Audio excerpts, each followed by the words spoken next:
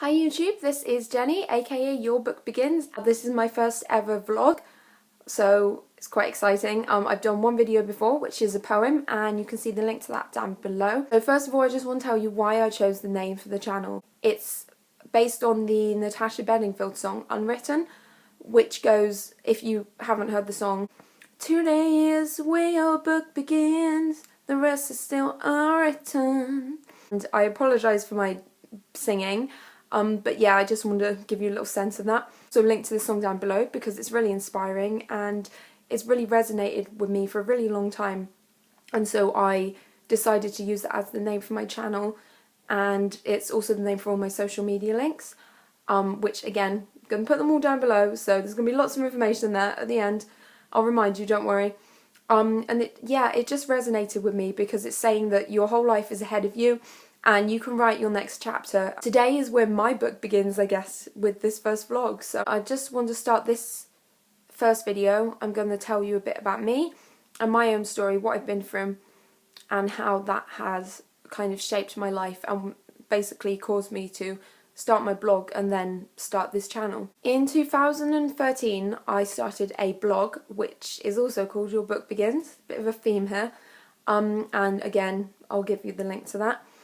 And I started this blog to basically talk about and work through some issues that I'd been dealing with and things that happened in my life, and just a way to process stuff. The things about growing up that you don't necessarily get taught about in school, that you might not have someone at home to talk to about, struggles that I faced growing up, and just general life stuff. When I was growing up, as a teenager, my mum started getting ill, and first of all, it was just little things like some days she needed a bit of help to get out of bed because she had aches and pains and stuff. She couldn't always walk down to the shop, so we had to get the bus sometimes instead of walking. And it got worse and worse until basically she couldn't really do much for herself at all. I had to help her get dressed, I had to help her wash, I had to help her walk to the bathroom and walk to the living room and everything. And I ended up doing most of the cooking and cleaning, buying the groceries, looking after everything at home basically. And I became what's known as a young carer, which is a young person up to the age of 18. They can be as young as 5, who looks after a family member or friend who is ill, disabled, or has substance misuse issues or mental health issues. I was a young carer, but I didn't really realise it at the time until a lot later. But I had a lot of stuff going on, a lot of responsibility. It was stressing me out a lot, and I also was getting picked on at school, and I just had all these issues that I wasn't really dealing with. When I was 18, I wasn't sure if I should go away to university because I didn't know if I should leave my mum. And she turned around to me and she basically said, if you don't go and follow your dreams and you don't go to uni and it's because of me, I will never forgive myself, so go. And so she gave me permission to do that, which was the best thing that she could have done for me, to be honest.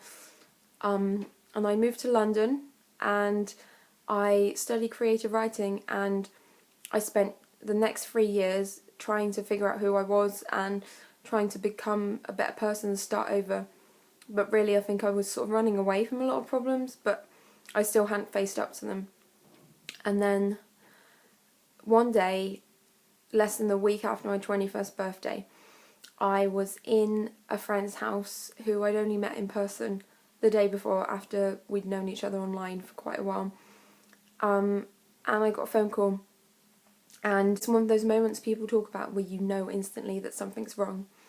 And it was a nurse from the nursing home where my mum had been staying, and she started telling me this story, and it went on for about 5 minutes about how they couldn't find my mum for several hours, and they were looking around the whole building for her and outside and stuff, and then eventually they found her lying on the floor of her room, and she was dead.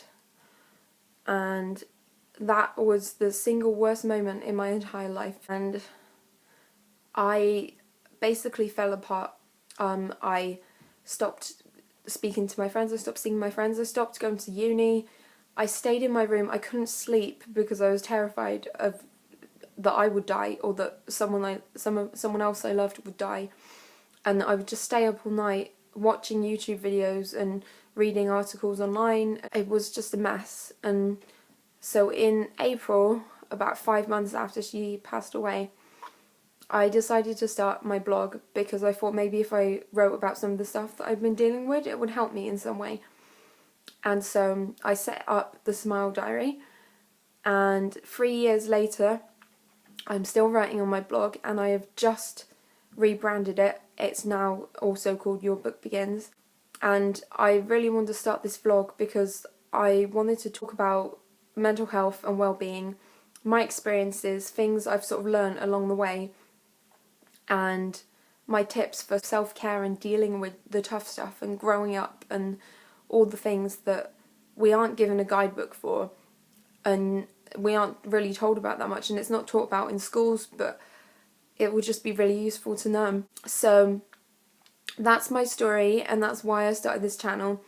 I'm going to be posting a video every Monday evening. I hope you'll come with me on my journey, and I'm really looking forward to helping you write the next chapter in your book. So thank you very much for listening, and have a really great day. Bye!